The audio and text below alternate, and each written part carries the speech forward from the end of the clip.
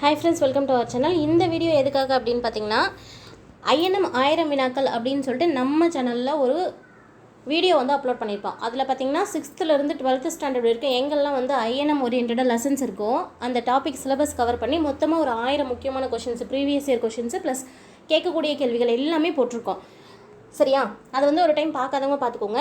இந்த வீடியோவில் பார்க்க போகிறது வந்து பார்த்திங்கன்னா ஒரு கிட்டத்தட்ட 20+ ஐஎன்எம் லெசன்ஸ்க்கு சரியா புக் பேக் கொஷின்ஸ் பார்க்க போகிறோம். ஏன் வந்து புக் பேக் கொஷின்ஸ் பார்க்க போகிறோம் அப்படின்னு பார்த்தீங்கன்னா, சில டைம் டிஎன்பிஎஸ்சியில் பார்த்திங்கன்னா புக் பேக்கில் இருக்கிற கொஷின்ஸ் வந்து அப்படியே ஆப்ஷன் வராமல் கொண்டு போய் வச்சுருவாங்க. சரியா? அப்படி இருக்கும்போது நமக்கு வந்து ஜஸ்ட் ஒரு கொஷின் கூட மிஸ் ஆகக்கூடாது அப்படிங்கிற கான்செப்டில் ஒரு 20+ வீடியோஸ் வந்து இப்போ ஒவ்வொரு லெசன்னா ஒரு வீடியோ அந்த மாதிரி வந்து அப்லோட் பண்ண போகிறோம். அது ஜஸ்ட் வந்து ஒரு 5 to 10 minutes தான் இருக்கும். சரிங்களா? ஸோ வீடியோ வந்து ஃபஸ்ட்லேருந்து லாஸ்ட் வரைக்கும் ஸ்கிப் பண்ணாமல் பாருங்கள். இதில் இருக்கக்கூடிய கேள்வி கண்டிப்பாக மேபி அங்கே வந்ததுன்னா உங்களால் வந்து ஆன்சர் பண்ண முடியணும் அப்படிங்கிறதுக்காக தான் புக் பேக்கில் இருக்கக்கூடிய அந்த மதிப்பீட்டு வினாக்களையும் வந்து போடுறேன். சரிங்களா? அப்படி பார்க்கும்போது இன்றைக்கி பார்க்க போகிற ஃபஸ்ட் லெசன் எது அப்படின்னு பார்த்தீங்கன்னா 8th ஸ்டாண்டர்டில் இருக்கக்கூடிய லெசன் 3. சரியா? ஹிஸ்ட்ரி லெசனில் 3 அந்த 3rd லெசனில் இருக்கக்கூடிய புக் பேக் கொஷின்ஸ் தான் பார்க்க போகிறோம். ஃபஸ்ட் கொஷின் பாருங்கள், சரியான விடையை தேர்ந்தெடுத்துருதுங்க. ஜாகிர்தாரி, மல்குஜாரி, பிஸ்வேதாரி போன்ற பல்வேறு பெயர்களால் அழைக்கப்படும் நிலவரி முறை எது அப்படின்னு பார்த்தீங்கன்னா ஜமீன்தாரி முறை. சரியா? ஜமீன்தாரி முறைக்கு இன்னொரு பெயர்கள்லாம் என்னென்னு பார்த்து வச்சுக்கோங்க. ஜாகிர்தாரி, மல்குஜாரி, பிஸ்வேதாரி. அடுத்து பாருங்கள், எந்த கவர்னர் ஜெனரலின் காலத்தில் வங்காளத்தில் நிரந்தர நிலவரி திட்டம் செய்து கொள்ளப்பட்டது அப்படின்னு கொடுத்துருக்காங்க. சரியா? யார் கவர்னர் ஜெனரலாக இருக்கும்போது வங்காளத்தில் நிரந்தர நிலவரி திட்டம் செய்யப்பட்டது அப்படின்னு கேட்டிருக்காங்க. ஆன்சர் காரன்வாலிஸ் பிரபு அப்படிங்கிறது தான். 3வது கேள்வி பாருங்கள், மகள்வாரி முறையில் மகள் என்றால் என்ன? இது வந்து ரிப்பீட்டாக கேட்ட கொஷின் தான். மகள் அப்படிங்கிறது வந்து கிராமத்தை குறிக்கக்கூடியது. மகள்வாரி முறையில் மகள் அப்படின்னா என்ன? கிராமம் அப்படிங்கிறது ஆன்சர். 4வது கேள்வி பாருங்கள், மகள்வாரி முறை எந்த பகுதியில் செய்து கொள்ளப்பட்டது? ஒரு கொஷின் கேட்டிருக்காங்களா? மகள்வாரி முறை வந்து பஞ்சாப் பகுதிகளில் வந்து செய்து கொள்ளப்பட்டது.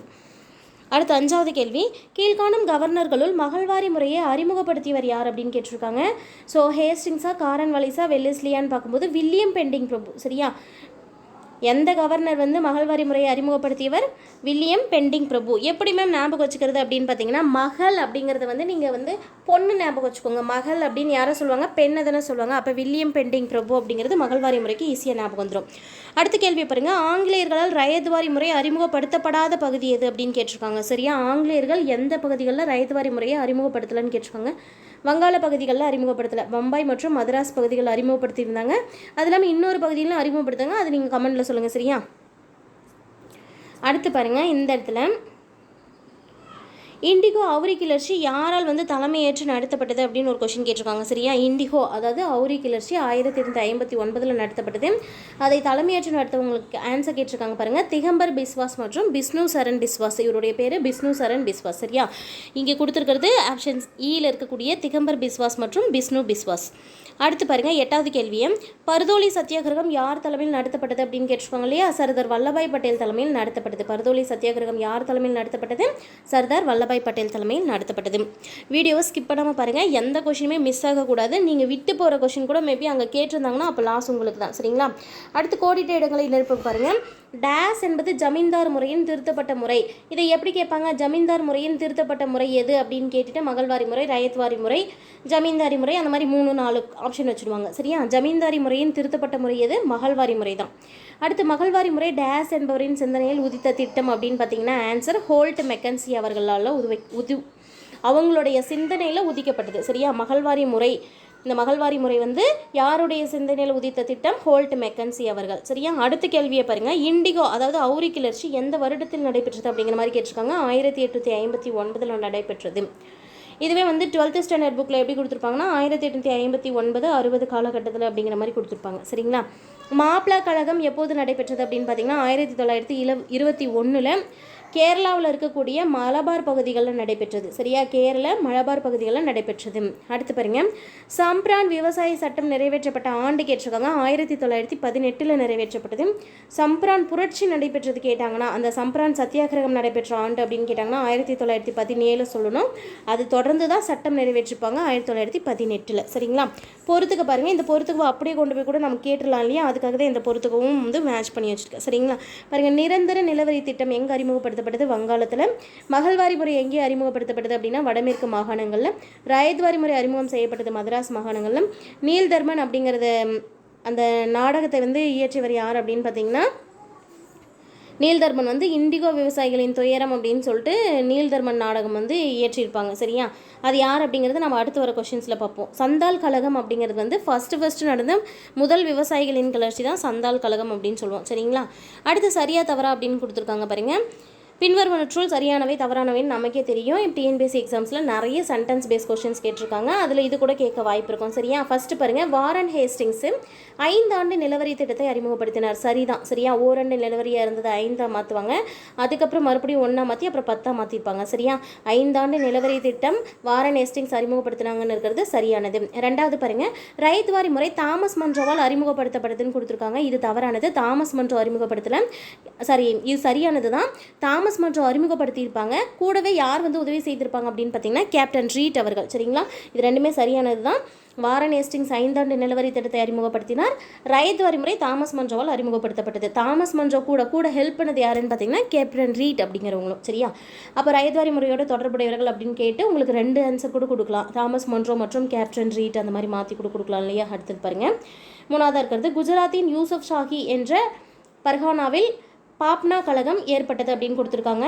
பாப்னா கழகம் பார்த்திங்கன்னா வங்காளத்தில் நடைபெற்றது. சரியா, வங்காளத்தில் இருக்கக்கூடிய யூசுப் ஷாஹி ஃபர்கானா அப்படிங்கிற பிளேஸில் பாப்னா கழகம் ஏற்பட்டது. இங்கே குஜராத் அப்படின்னு கொடுத்துருக்காங்க இல்லையா. ஸோ இது வந்து நமக்கு சரியானது கிடையாது, தவறானது. அடுத்து பாருங்கள், பஞ்சாப் நில உரிமை மாற்று சட்டம் 1918 நிறைவேற்றப்பட்டதுன்னு கொடுத்துருக்காங்களே, இது தவறானது. 1990 பஞ்சாப் நில உரிமை மாற்று சட்டம் இயற்றப்பட்டது.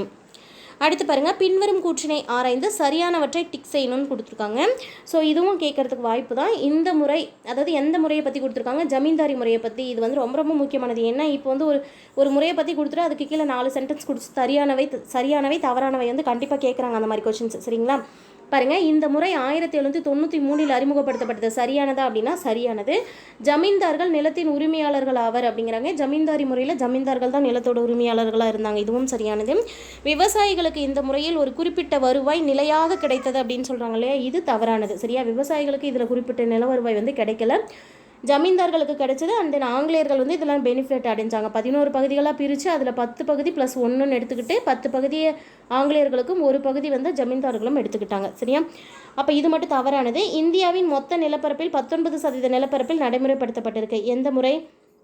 ஜமீன்தாரி முறை வந்து இந்தியாவில் எவ்வளோ பரப்பளவு ஆங்கிலேயர்களுக்கு இருக்கோ அந்த பரப்பளவில் 19% நிலப்பரப்பில் நடைமுறைப்படுத்தியிருக்காங்க. ஸோ இது வந்து சரியானது. அடுத்து பாருங்கள், கீழ்கண்டவற்றுள் இந்தியாவில் நடைபெற்ற விவசாய புரட்சி பற்றிய சரியான கூற்று எது அப்படின்னு கேட்டிருக்காங்க. இதில் பாருங்களேன், ஃபஸ்ட்டு இருக்கிறது வந்து சந்தால் கழகம் வங்காளத்தில் நடைபெற்றது அப்படின்னு இருக்கு இல்லையா, பீகாரில் நடைபெற்றது, அதுதான் சரியானது. ஸோ இது தப்பு. அடுத்து பாருங்கள், நீல்தர்மன் என்ற நாடகம் தீன பந்து மித்ராவால் எழுதப்பட்டதுன்னு கொடுத்துருக்காங்க இல்லையா, இது சரியானது. 3ஆவதாக பாருங்கள், தக்கான கழகம் 1873 பூனாவில் உள்ள கிராமம் ஒன்றில் துவங்கியது அப்படின்னு கொடுத்துருக்காங்க. வருஷம் பார்த்திங்கன்னா 1875 அப்படிங்கிறது சரியானது. ஸோ இந்த சென்டென்ஸும் தப்பாக கொடுத்துருக்காங்க. அடுத்து பாருங்களேன், மாப்ளா கழகம் தமிழகத்தில் நடைபெற்றது அப்படின்னு கொடுத்துருக்காங்க. மாப்ளா கழகம் வந்து 1921 கேரளாவின் மலபார் பகுதியில் நடைபெற்றது. சரிங்களா. ஸோ ஃப்ரெண்ட்ஸ், நம்ம சேனலை இப்போ தான் ஃபஸ்ட் டைம் பார்க்குறீங்க அப்படின்னா சேனலை சப்ஸ்கிரைப் பண்ணிக்கோங்க. பக்கத்தில் இருக்கிற பெல் ஐக்கானை கிளிக் பண்ணி ஆல்னு செட் பண்ணி வச்சுக்கோங்க. இதோடைய கண்டினியூஷனும் வந்து அடுத்தடுத்த ஒவ்வொரு வீடியோ வந்துகிட்டே இருக்கும். தொடர்ந்து பார்த்துக்கிட்டே இருங்க. கிட்டத்தட்ட வந்து 20+ வீடியோஸ் வந்து இந்த புக் பேக் கொஷின்ஸ்க்கு மட்டும் ஒவ்வொரு லெசனுக்கும் ஒவ்வொரு வீடியோ அந்த மாதிரி போட போகிறோம். சரிங்களா.